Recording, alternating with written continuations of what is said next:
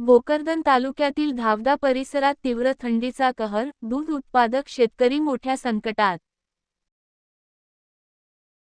भोकरदन तालुक्यातील धावदा परिसरात गेल्या काही दिवसांपासून तीव्र थंडीचा प्रचंड कहर सुरू असून त्याचा थेट परिणाम पशुपालक आणि दुग्ध उत्पादक शेतकऱ्यांवर होत आहे.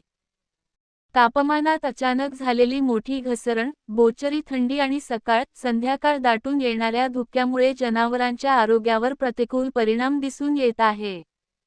अनेक गायी, म्हशींचे दूध उत्पादन लक्षणीय प्रमाणात घटल्याने शेतकऱ्यांच्या उत्पन्नावर मोठा आर्थिक फटका बसत आहे.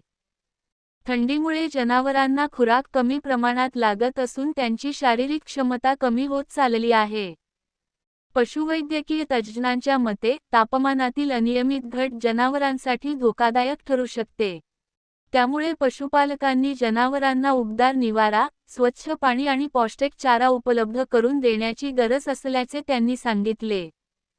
दरम्यान, धावडासह आसपासच्या भागातही थंडीचे प्रमाण झपाट्याने वाढले असून नागरिकांना सर्दी, खोकला, ताप यासारख्या आजारांचा धोका वाढला आहे.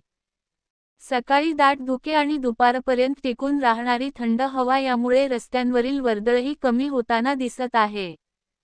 हवामान विभागाने येत्या काही दिवसांत आणखी थंडीत वाढ होण्याची शक्यता व्यक्त केली आहे. या भीषण थंडीमुळे शेतकरी, मजूर, विद्यार्थी आणि विशेषतः वृद्ध नागरिकांमध्ये मोठी चिंता निर्माण झाली असून प्रशासनाने तातडीने आवश्यक ती उपाययोजना करण्याची मागणी होत आहे. न्यूज रिपोर्टर मजहर मुख्तार पठान, धावडा.